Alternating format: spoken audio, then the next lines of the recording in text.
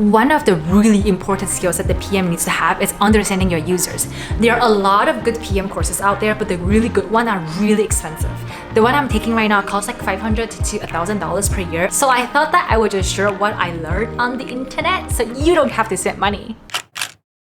I have been doing quite a bit of user interview. So for people who are just about to break into PM, or for the people who are a PM, new PM right now, and don't know how to really run a user interview, I think for the course that I have been taking might be very, very useful to you. So essentially, doing user interview have 3 steps. The first step is you need to know if you're recruiting the right people. Second step, you need to structure your interview well enough. And then third will be synthesizing the result. For recruiting, if for example, you are designing an app for a mom who just got a newborn baby, you need to make sure that you are talking to a mom that just had one newborn baby versus already had like 10 babies already. So that's the target audience I'm talking about. So in target audience, there are 3 different segments. The first is demographic, which is gender, age, those kind of stuff. And the second is firmographic. Firmographic is about the size of the company. Third will be product behavior. So for example, if you are trying to get more Uber drivers on Uber, then you need to talk to not existing users. So that's about product behavior, non-existing user or non-frequent users. Pro tips here, a lot of people, they will just talk to clients that they had a former relationship with, and that's might be a bit dangerous because if those clients that you had former relationship with are not the customer profile that you are looking for, chances are you'll be speaking with the wrong target audience, then you might not get the result that you are looking for. Second segment will be how to recruit those users. Recruiting might be a little bit more straightforward. So there are 3 ways to recruitment. The first way is email marketing. Email marketing, it's, a lot of time in your email inbox, you might get emails from company be like, oh, fill out this survey and get gift card, or participate in this research studies and you get gift cards. So those are email marketing. Those are pretty easy because a lot of companies, they already have user email, so they can just mass send out the emails. The problem is that,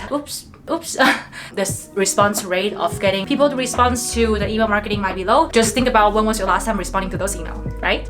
Second way, which is my personal favorite way, will be recruiting through company account manager or sales. The reason being, those account manager or sales already have warm connections with those clients, and those account manager or salespeople probably have a really good relationship with the clients already. So those account manager can filter out the people who you don't want to speak to, and also those users, they will probably share more in-depth insights on how they use product with you to solve the problem that you are looking to solve. The third way will be hiring external research team. This is also fine, but I found that this way might take a little bit longer because first you need to get approval from the leadership team, and second you need to make sure that the external research team know the problem you're trying to solve, and also they know the product well enough to ask the right questions to the users. So those are good, but it just take a little bit longer. My favorite though was still going through account manager or sales, just because those are warm leads and they can help us to filter out the target audience, the right target audience that we want to speak with.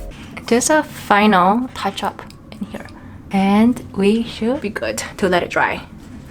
Here come to how to run an effective interview, which is the most important part. How I normally like to structure my interview is I will break into 3 parts. The first part is intro. Intro meaning that I'll be introducing myself. Sometimes we have designer or other PM. We'll also set expectations. A lot of times I want to make sure that our customer, they feel comfortable sharing what they have in their minds. I tell them that I'm here to only collect your feedback. If you don't like this product at all, it's okay. My feeling will not be hurt. To make them feel that they're safe to share whatever they want to share. Sometimes the customer needs to sign NDA or some confidential form. I will just get that housekeeping stuff out of the way, and also I ask them to consent if I can record the video, so then I can go back and look at the notes. Once that's out of the way, I will start asking introductory questions to the problem area that I'm trying to solve. For example, if I'm trying to increase the website conversion rate for people to shop more on Wayfair, then I will start warming my customer up by asking them some introductory or background questions, not specifically to the product Wayfair that I'm working on. Example could be, how is your shopping experience for furniture? How do you normally shop for furniture? After the introductory, I will dive deep into the value questions, which is I will start asking product related questions. So say for example, I already asked, how do they normally shop for furniture? And they said, oh, online. Then I will ask questions related to online shopping for furniture. For example, for online shopping for furniture, what website do you normally go? Do you use Wayfair? How was your experience using Wayfair online? Keeping notes during interview is extremely important. So how I normally like to structure my interview notes, it's on Excel sheets. In here you can see 3 columns, A, B, and C. In A, I have a list of questions from introductory and background and all these questions written down. And for column B and C and D, it's different people that I'm interviewing with. I like to put everyone's notes in one sheet, so then when I'm synthesizing the result, I can just compare like the same questions, what are everyone's different answers. So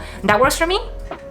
Now the interview is done, you need to learn how to synthesize the result. How I like to synthesize the result is I like to use the Miro board. I think Miro board is really user-friendly and it helped me organize my notes. So how does that work? I will categorize different person I spoke with in different color sticky. For example, yellow is person 1, pink is person 2, and I will go back to my Excel sheets where I kept my notes and start writing down, creating notes for some of the quotes that our customers say, and then map them back to the Miro board. So I hope this course is also helpful to you.